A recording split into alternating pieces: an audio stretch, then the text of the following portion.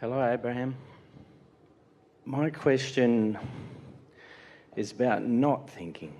Yeah. How far back into a vibration do you have to go before it becomes a thought? Because a thought is a realization of a vibration. It's a translation of a vibration. It's a perception of a vibration. So, can you feel without translating what you're feeling into words? We're asking all of you. Can you have a feeling and resist the urge to verbalize what you're feeling? Yes. That's really good if you can do that. We don't believe you, but it's really good. We do believe. So that would be an example of that, where you're feeling and not trying too hard to explain it to anyone. This is really good. So when you feel the urge to explain something to someone, what are you wanting to accomplish with your explanation to the person? Understanding. You're wanting them to feel resonance. You're wanting them to know what you feel. Yeah. So when you're feeling and you have no need to describe it to someone, you're just feeling it. You and your inner being are just feeling it. Can you feel how you don't have to use words because you know what you know, and you know your inner being knows what you know, and you know that you're feeling what your inner being is feeling, and we're sort of all in this together? That's really what we'd be going for. We would use these words to your partners, to your children, to your co-workers, to your friends. In this conversation, we would use these words. I'm not looking for resonance with you for a while because I keep thinking I need to explain to you. I'm looking for resonance with my inner being who needs no explanation. And when you start having relationships with other humans where you feel less and less need to convince them or to convey to them how you feel, then you'll be at that place that you're asking for. Now, why do you want to be there? Because it feels better. But why do you think that is? Feels better because there's less chance of distorting it. There's less chance of losing the connection of it. Is it a protective thing? Or does resonance with source just feel good? Yeah, it's like just being in the now. It's more of getting to where I feel comfortable. So do you think that once you accomplish that, do you think that you can hold yourself in a thoughtless condition? This is a trick question, so be very careful. Could you hold yourself in a thoughtless position? No. I don't know. Nope. And you know why? Because the source with whom you have found communion is thinking through you. Is offering a vibration that you want to translate. You want to perceive it. You want to experience it. It's the evolution of all that we are. Yeah. So it isn't being thoughtless that you seek. It's being resistant that you want to be free of. That's the rebellion. You don't want to stop thinking. Yeah. You want to cease the resistance and allow the expansion.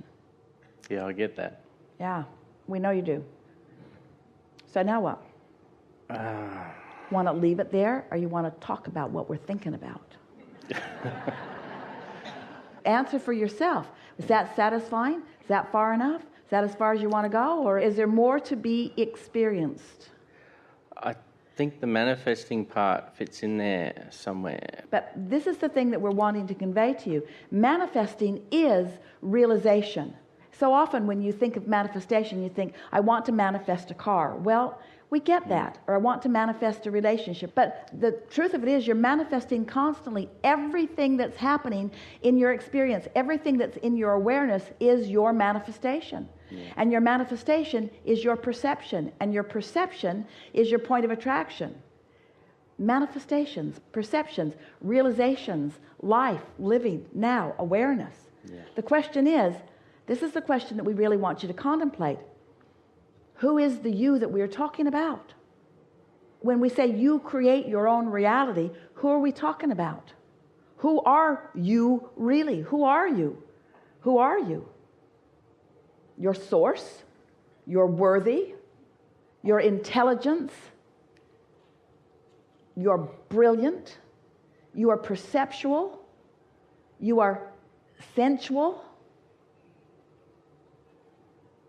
You're good feeling. Yep. You think you're human. You sort of kind of are. You think you're human. You are a species here in this physical format, but you are source energy exploring an environment.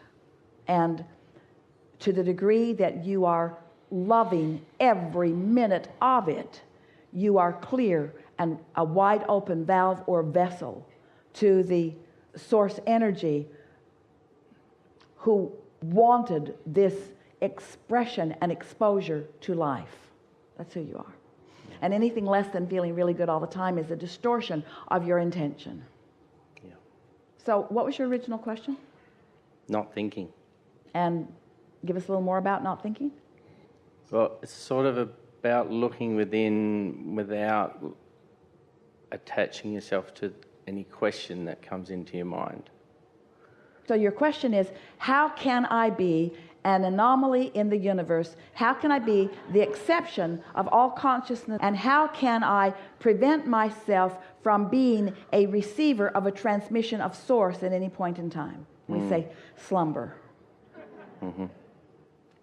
Yeah. If you knew how much you wanted to be in these bodies, you would find a way to accomplish a vibration that allows the fullest of view from source through these bodies. That's what you'd be doing. Yeah.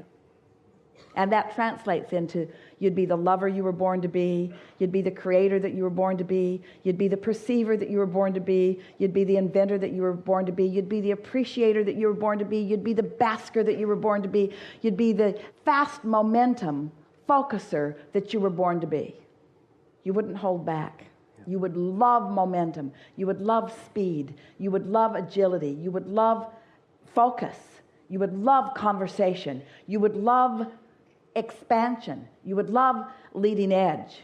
You would love the new idea. You would love the thrill of the new idea hatching. You would love the feeling of the exposure to the new idea. You would love the co-creative experience of being in on the hatching of the new idea. Say. Yeah. Leading edge is where it's at. Leading edge is who you are. Anything else isn't any fun. Yeah. To those like you who know all this, you see. You just can't back off from who you are. And you know too much. You know way too much. You can't go back. You can't go back to complacency or boredom. You can't go back to staying in one place all the time. You're a world citizen. You are a universal creator. You're source energy in a physical body. You are expansive. You are big. You can't go back. You must go forward. And when you stop deliberately trying to hold yourself back, then this moment and this moment and this moment and this moment is the way you knew it would be, you see. Yeah. Watch the little ones. They know. They can't get enough. They can't get enough. Kate would come over to play with Esther, and there were fun things that Esther would encourage them to do. And then next time Kate would come, this was before Luke was born, Kate wanted to do everything that they'd done before and new stuff. And then next time she'd come, she wanted to do everything that she'd done before and new stuff.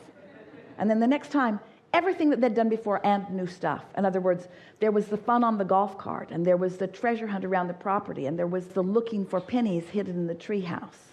And there was the chasing the roadrunner around. In other words, let's do all of those things that we've done before and something new. But after a while, some of the things that they had done before had to give way to what was new. Had to give way. Mm-hmm. Some of the things that you've done before have to give way to what's new. And then there was the realization that it was the new that was the most fun. Because the stuff you've done before becomes sort of complacent, doesn't it? It's in the hatching of the new that the true energy, it's the explosion into the new that you're about, you see. Yeah. You want to think. You just don't want to think resistant thoughts. Yeah, absolutely. Really good. Yeah. Yeah. Thank you.